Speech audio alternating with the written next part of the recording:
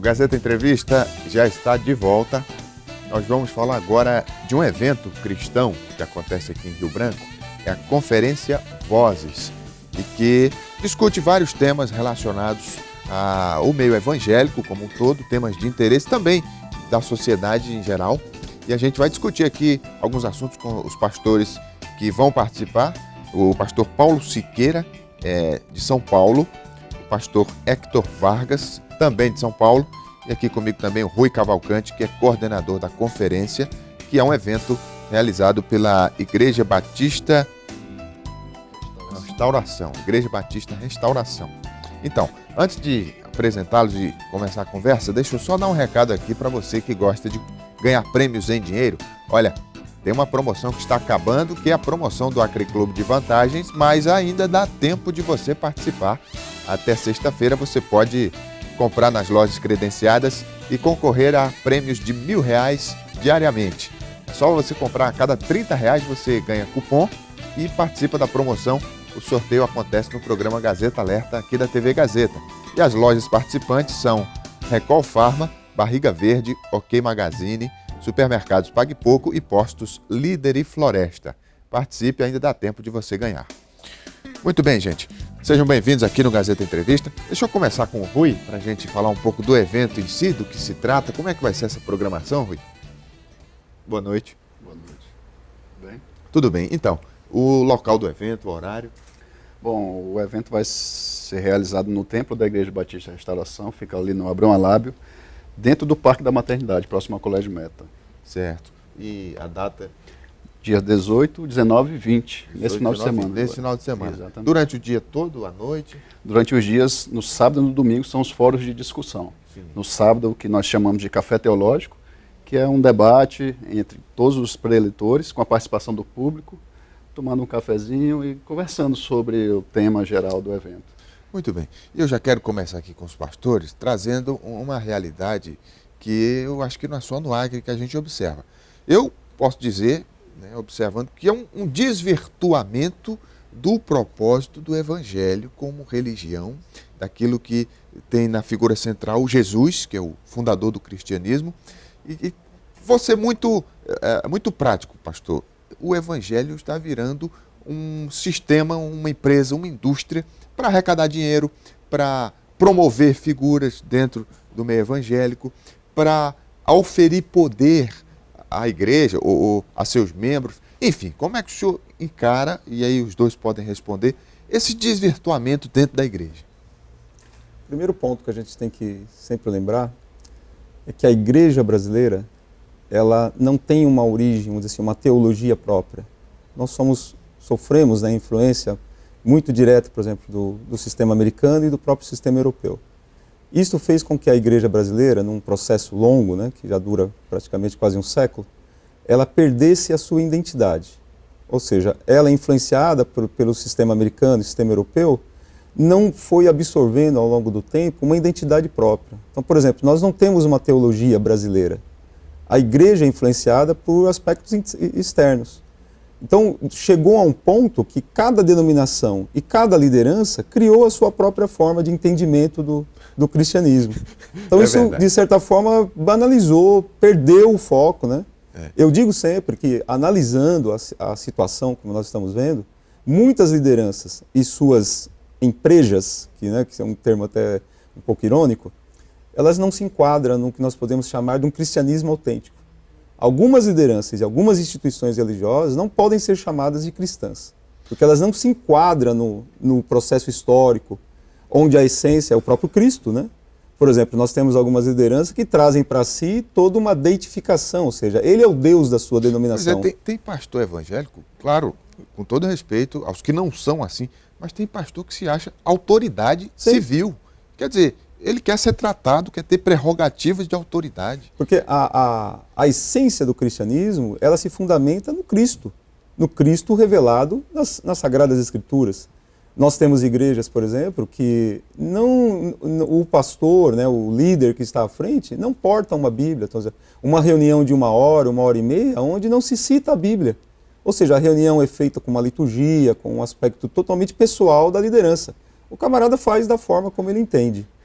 E a população, né, que também não tem acesso ao livro sagrado, logicamente vai seguir esse líder como sendo um Deus, né?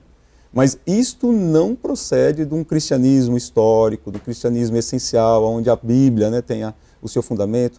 Para isso, nós precisaríamos reverter todo esse processo e termos, no Brasil, uma teologia brasileira, né, não influenciada por aspectos externos. Deixa eu ouvir o pastor Hector. Mas, além de tudo isso que está falando Paulo, a questão vem desse autoritarismo que a igreja sempre teve, ou a religião sempre deu para seus líderes, o pajé, o líder religioso da comunidade, o líder religioso da igreja que influenciou quase mais de 2.500 anos, como foi a Igreja Católica.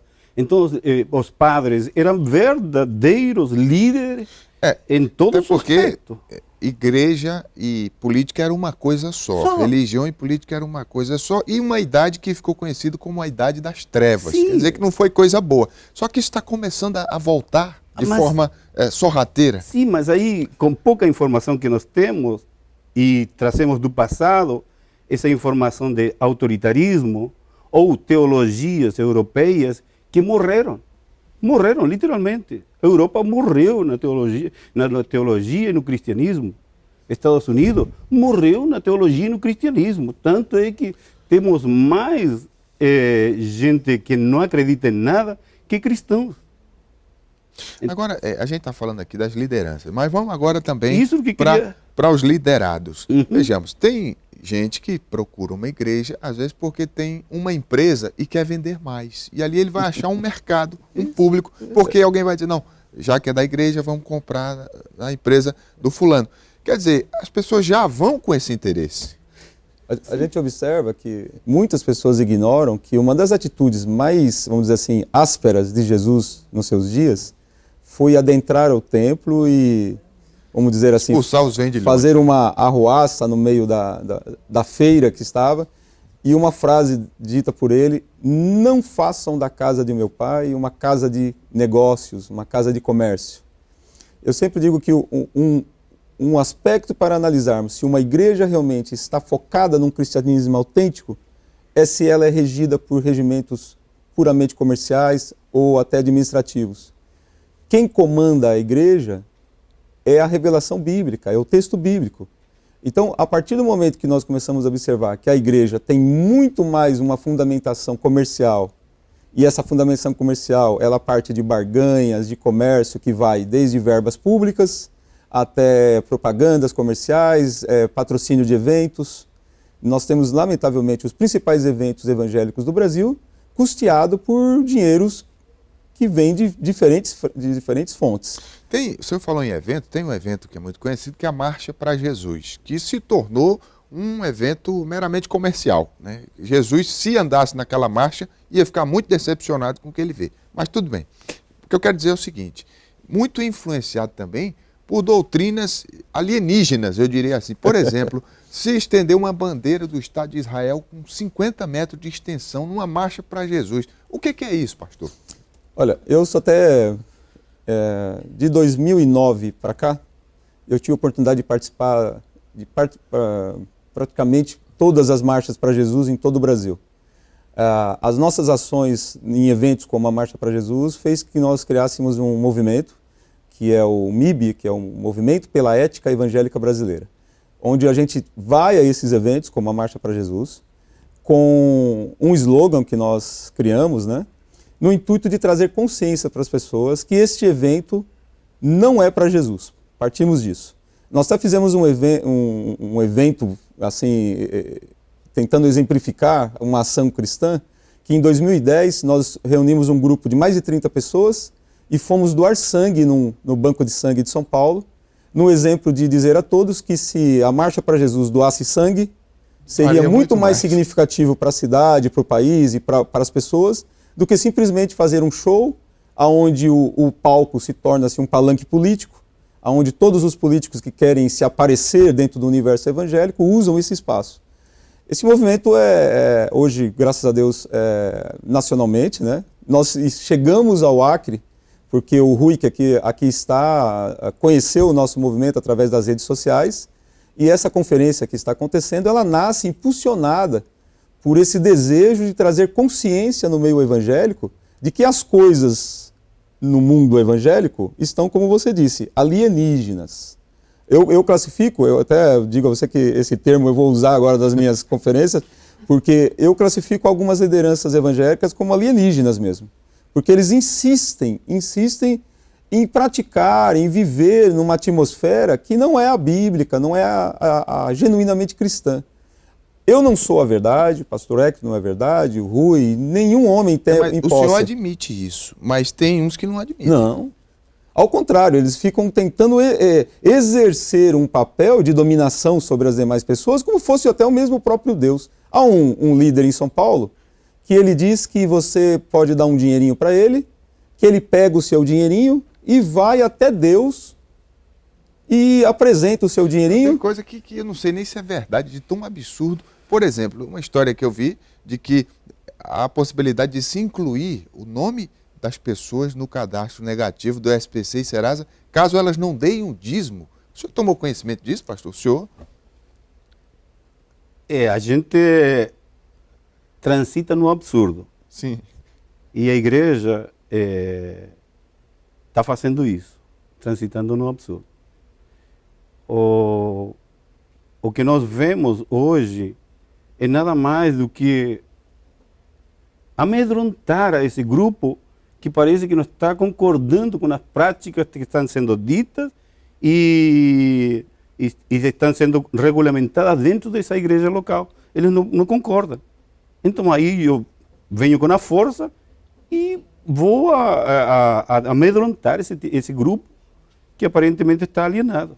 O senhor falou aí, pastor, numa questão de você sair da questão espiritual e ir para a questão prática daquilo que o cristianismo original prega, que é ajudar o próximo, Sim. fazer o bem, amar o próximo como a si mesmo.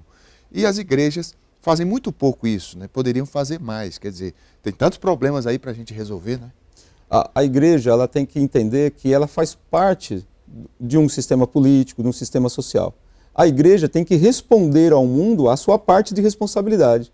Porque o que é uma comunidade cristã? A comunidade cristã é uma comunidade onde grupos de pessoas, de seres humanos, apesar de que alguns grupos são liderados por alguns alienígenas, mas a igreja é humana, então ela tem que estar em conformidade com a realidade humana.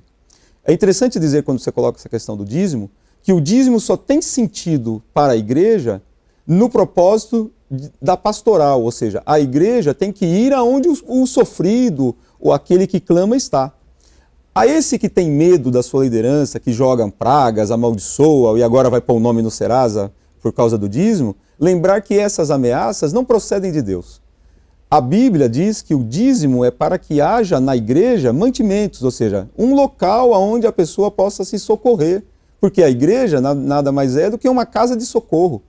A igreja não é uma fonte de entretenimento, a igreja não é uma casa de barganha, a igreja é uma casa de oração, é uma casa onde seres humanos se relacionam através da esperança, da solidariedade, da misericórdia. Pastor, o nosso tempo esgotou, infelizmente, porque o tema é profundo, vasto, mas dizer o seguinte, para fechar, que aqui nós não estamos combatendo a igreja e determinando o fim dela, mas os excessos que Sim. prejudicam. Todo cristão ele é cidadão, ele vota, ele eventualmente ocupa um cargo público, mas são os excessos que comprometem, eu acho que os senhores vão concordar com isso. Eu gosto muito de um texto de Tiago, capítulo 1, capítulo 2, onde Tiago fala sobre a questão da relação da religião para com o mundo que a cerca. E Tiago vai dizer que se nós não praticamos aquilo que nós confessamos em fé, né, em coração, em alma, a nossa filosofia, ou seja, a nossa forma de entender o mundo através do processo religioso é totalmente vã. Então, ou seja, o que nós queremos dizer é que a igreja tem que ser mais efetiva, mais humana e mais dependente de Deus. Porque é muito fácil dizer que eu dependo de Deus, só que quem paga as minhas contas é um político, é um partido ou uma empresa. Eu tenho que depender de Deus na minha íntegra. E isso é que nós queremos dizer aos pastores e principalmente aos membros. Ensine o seu povo a depender de Deus. Não transforme a sua igreja em um palanque político. O político até pode ir à sua igreja, pode até ser membro da sua igreja, mas ele não pode sustentá-la. Quem sustenta a igreja é Deus. E isso parte do processo da fé. Nós, por exemplo, do Movimento pela Ética, nós chamamos as lideranças evangélicas a refletirem a sua ética e a sua ética ao espelho de Cristo. Muito bem, mais sobre esse assunto, quem quiser participar do evento Vozes, que é uma conferência que está sendo realizada aqui em Rio Branco. Só para a gente finalizar, Rui, vamos repassar o horário e o local da conferência. As plenárias noturnas são a partir das 19 horas, se estende até as 10, e sábado e domingo a partir das 9 da manhã, durante os dias. Da Igreja Batista Restauração no Abrão Alab. Nesse final de semana. Tem uma Eu gostaria de camiseta doar aí uma para mim? camiseta para você do movimento. Muito obrigado, Que pastor. nós trazemos de São Paulo e desse movimento nacional que se estende a todo o país. O nosso slogan é: voltemos ao evangelho puro e simples, o show tem que parar. Muito bem, pastor. Muito obrigado. Daqui a pouco eu pego. Deixa eu fazer o intervalo agora e daqui a pouco a gente volta com o Gazeta Entrevista. Continue com a gente.